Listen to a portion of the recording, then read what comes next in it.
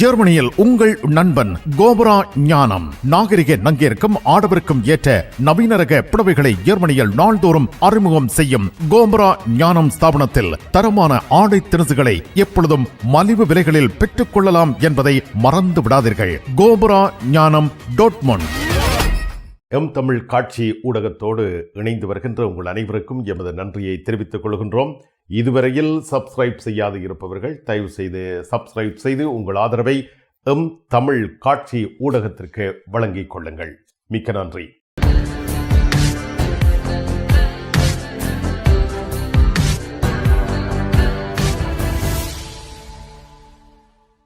இனி ஜெர்மனி செய்திகள்.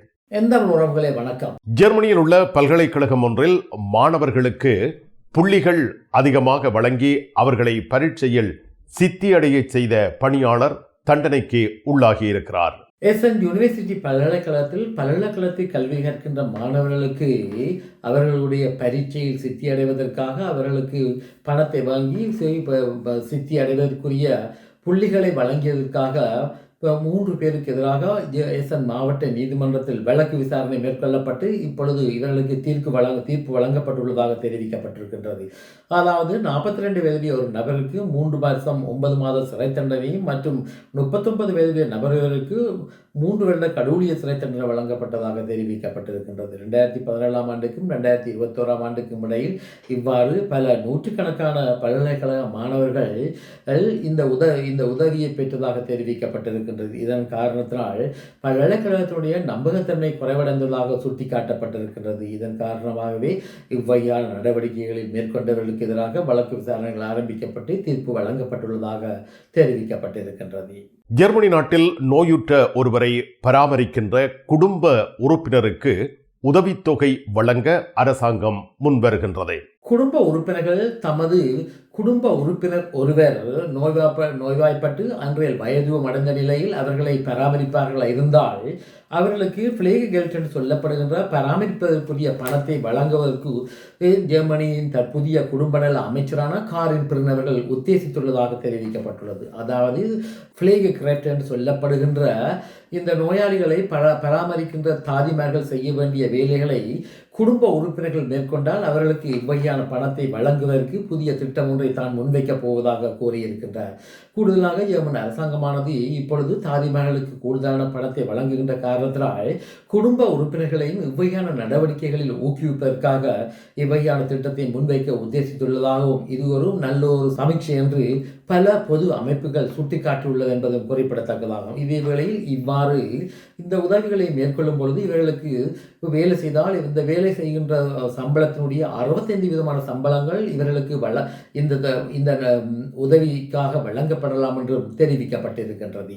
ஜெர்மனி நாட்டில் சிறை கைதிகளுக்கு போதைப் பொருள் வழங்கிய பணியாளர் தண்டனைக்கு உள்ளாகி இருக்கிறார். ஹனோவர் நகரில் அமர்ந்திருக்கின்ற சிறைச்சாலையில் கடமையாற்றுகின்ற பணியாளர் ஒருவர் அந்த சிறையில் இருந்த சிறை கைதிகளுக்கு போதைப் பொருட்கள் மற்றும் தடை செய்யப்பட்ட பொருட்களை வழங்கினார் என்ற குற்றச்சாட்டின் அடிப்படையில் இவருக்கு எதிராக நீதிமன்றத்தில் வழக்கு விசாரணைகள் ஆரம்பிக்கப்பட்டிருக்கின்றது. அதாவது இந்த நபரானவர், அதாவது குறிப்பிடத்தக்க இந்த பணியாளர் தனது இந்த உதவிக்காக 5000 யூரோவை இவை மோசடியான முறையில் பணத்தை பெற்றுக் கொண்டதாக தெரிவிக்கப்பட்டிருக்கிறது. இவர் 11 குற்றவியல் சம்பவங்களில் ஈடுபட்டதாகவும் இதே வேளையில் இந்த குற்றவியல் சம்பவங்களுக்கு ஆதரவாக இருந்ததாக மேலும் 2 சிறை கைதிகளுக்கும் மற்றும் இவரது மற்றுமோர் தொடர்பாளிக்கு எதிராகவும் வழக்குகள் ஆரம்பிக்கப்பட்டுள்ளதாக அங்கிருந்து வரும் செய்திகள் தெரிவிக்கின்றன.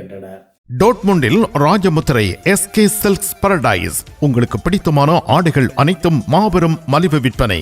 ஒவ்வொரு சனிக்கிழமையும் அதிவிசேட மலிவு விற்பனை. விஜயம் செய்யுங்கள் SK silks Paradise Dortmund. Germany நாட்டில் வெளிநாட்டவர்கள் வசிக்கின்ற வீடுகளுக்கு அதிக வாடகை செலுத்த வேண்டிய கட்டாயம் இருப்பதாக தற்பொழுது சுட்டிக்காட்டப்பட்டுள்ளது. ஜெர்மனியில் வெளிநாட்டவர்கள் வாழ்கின்ற வீடுகளுக்கு அவர்கள் கூடுதலான வாடகை பணத்தை செலுத்த வேண்டியதாக தெரிவிக்கப்பட்டிருக்கின்றது. அதாவது சாதாரணமாக ஜெர்மன் கடவுச்சீட்டை வைத்திருக்கின்றவருடன் ஒப்பிடும் பொழுது இவ்வகையான வெளிநாட்டவர்கள் 9.5% மேலதிகமான வாடகைகளை செலுத்த வேண்டியதாக சுட்டிக்காட்டப்பட்டிருக்கின்றது. கூடுதலாக சென்சஸ் சொல்லப்படுகின்ற அமைப்பானது அண்மையில் பெற்றுக்கொண்ட தரவுகளின் அடிப்படையில் தற்பொழுது இந்த செய்தி வெளியாகி இருக்கின்றது. குறிப்பாக வெளிநாட்டவர்கள் 25% 60 சதுர மீட்டர் வீடு ஒன்றிலே வாழ்ந்து வருவதாகவும், இதே வேளையில் ஜெர்மன் கடவுச்சீட்டை வைத்திருக்கின்றவர்களில் கூடுதலானவர்கள் 60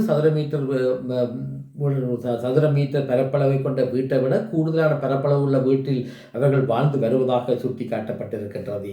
ஜெர்மனி நாட்டில் கிரேக்க நாட்டில் இருந்து வந்து அகதி தஞ்சம் கோரியவர்களை அந்த நாட்டுக்கு திருப்பி அனுப்புவதற்கான யோசனையை ஜெர்மனி அரசாங்கம் முன்வைத்திருக்கின்றது. ஜெர்மனி அரசாங்கமானது கிரேக்க நாட்டிலிருந்து ஜெர்மன் நாட்டுக்கு வந்து அகதி விண்ணப்பம் மேற்கொண்டவர்களை மீண்டும் கிரேக்க நாட்டுக்கு அனுப்புவதற்கு உத்தேசித்துள்ளதாக தெரிவிக்கப்பட்டிருக்கின்றது. அதாவது இதுவரை இவ்வகையாக 75,000க்கு மேற்பட்டவர்கள் ஜெர்மன் நாட்டில் அகதி விண்ணப்பம் மேற்கொண்டிருந்த நிலையில் தற்பொழுது ஜெர்மன் அரசாங்கமானது புதிய நடவடிக்கைகளை மேற்கொள்ள உள்ளதாக தெரிவிக்கப்பட்டிருக்கின்றது. கடந்த 2015 ஆண்டிலிருந்து கிரேக்க நாடானது இவ்வாறு ஜெர்மன் நாட்டுக்கு வந்து அகதி விண்ணப்பம் மேற்கொண்டவர்களை திருப்பி உள்வாங்குவதற்கு மறுப்பு தெரிவித்துள்ள நிலையில் தற்பொழுது ஜெர்மன் அரசாங்கம் மீண்டும் பேச்சுவார்த்தைகளை ஆரம்பித்துள்ளதாக தெரிவிக்கப்பட்டுள்ளது. அதாவது 2015 இதுவரை மொத்தமாக 22 பேரை மட்டுமே ஜெர்மன் அரசாங்கமானது கிரேக்க நாட்டுக்கு திருப்பி அனுப்பக்கூடிய சூழ்நிலை இருந்ததாக தெரிவிக்கப்பட்டிருக்கின்றது. இதே வேளையில் ஜெர்மனியின் பெவல்டிங்கரிக் பெர்லின் என்று சொல்லப்படுகின்ற ஜெர்மன் நாட்டின் சமஷ்டி நிர்வாக நீதிமன்றமானது கிரேக்க நாட்டிற்கு திருப்பி அனுப்ப உத்தேசித்துள்ள ஒரு நபரானவர் தனது இந்த திட்டத்துக்கு எதிராக நீதிமன்றத்தினுடைய ஆதரவை தேடியதாகவும், பின்னர் இந்த நிர்வாக நீதிமன்றமானது இவரது வழக்கு விசாரணையை மேற்கொண்டு தற்பொழுது இந்த நபரானவர் கிரேக்க நாட்டுக்கு திருப்பி அனுப்பப்படலாம் என்று நீதிமன்றம் தீர்ப்பு வழங்கியுள்ள நிலையிலே தற்பொழுது ஜெர்மன் அரசாங்கம் இந்த நடவடிக்கைகளை தீவிரப்படுத்த முனைந்துள்ளதாக தெரிவிக்கப்பட்டிருக்கின்றது.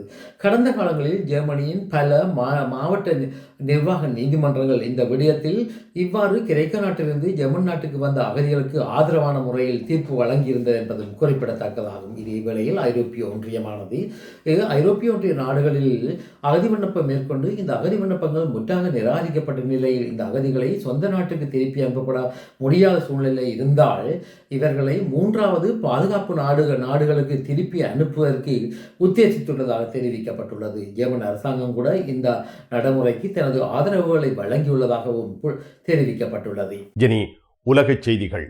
இஸ்ரேல் நாடானது காசா பிரதேசத்தில் அங்கே பாதிக்கப்பட்டிருக்கின்ற மக்களுக்கு வழங்கப்படுகின்ற உடனடி தேவைகளுக்கு தடை விதித்துள்ள நிலையில் பல ஐரோப்பிய நாடுகள் இஸ்ரேலுடைய உறவுகளை படிப்படியாக துண்டிப்பதற்கு முனைப்புகள் காட்டி வருவதாக தெரிவிக்கப்பட்டிருக்கின்றது. குறிப்பாக இஸ்ரேல் நாட்டுடன் ஐரோப்பிய ஒன்றியத்தின் 27 நாடுகள் சில ஒப்பந்தங்களை மேற்கொண்டதாகவும், இந்த ஒப்பந்தங்களை படிப்படியாக முறித்துக் கொள்வதற்கு இந்த நாடுகள் கங்கணம் கட்டி வருவதாக தெரிவிக்கப்பட்டிருக்கின்றது. குறிப்பாக அயர்லாந்து மற்றும் இஸ்பானியன் போன்ற நாடுகளே இவ்வகையான நடவடிக்கைகளை மேற்கொள்ள உள்ளதாக தெரிவிக்கப்பட்டிருக்கின்றது. ஐரோப்பிய ஒன்றியமானது வருடம் ஒன்றுக்கு 48 பில்லியன் யூரோக்கள் வர்த்தகத்தை இஸ்ரேலுடன் மேற்கொண்டு வருவதாகவும், இந்த நடவடிக்கையை இந்த ஐரோப்பிய ஒன்றிய நாடுகள் மேற்கொண்டால் இஸ்ரேலுக்கு பல பொருளாதார நெருக்கடிகள் ஏற்படலாம் என்றும் சுட்டிக்காட்டப்பட்டிருக்கின்றது. இலங்கையில் SLPP மற்றும் UNP மற்றும் SJB போன்ற கட்சிகள் பாதாள உலக குழுக்களுடைய நபர்களுடன் தொடர்பு வைத்துள்ளதாக இலங்கையின் உள்நாட்டு பொதுசன பாதுகாப்பு அமைச்சர் ஆனந்த விஜயபால அவர்கள் தெரிவித்திருக்கின்றனர். அண்மை காலங்களாக இலங்கையில் நடைபெற்ற துப்பாக்கிச் சூட்டு சம்பவத்தின் பின்னணியில் இந்த கட்சிகளுடன் சம்பந்தப்பட்ட உறுப்பினர்களும் உள்ளதாக இவர் சுட்டிக்காட்டியிருக்கின்றார்.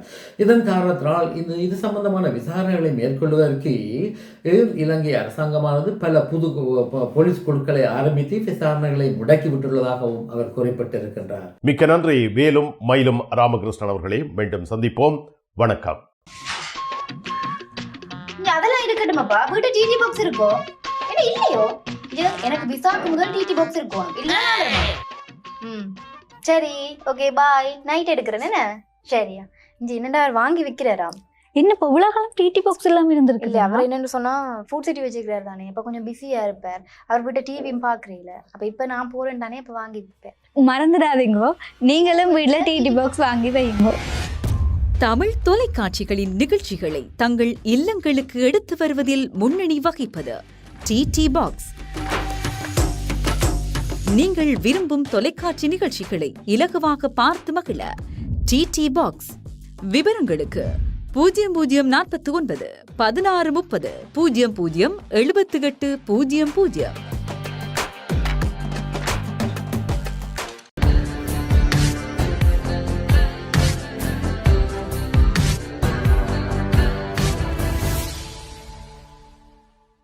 ஜெர்மனியில் உங்கள் நண்பன் கோபரா ஞானம் நாகரிக நங்கிற்கும் ஆடவருக்கும் ஏற்ற நவீன ரக புடவைகளை ஜெர்மனியில் நாள்தோறும் அறிமுகம் செய்யும் கோபரா ஞானம் ஸ்தாபனத்தில் தரமான ஆடை திணுசுகளை எப்பொழுதும் மலிவு விலைகளில் பெற்றுக் கொள்ளலாம் என்பதை மறந்து விடாதீர்கள். கோபரா ஞானம் டாட்மண்ட்.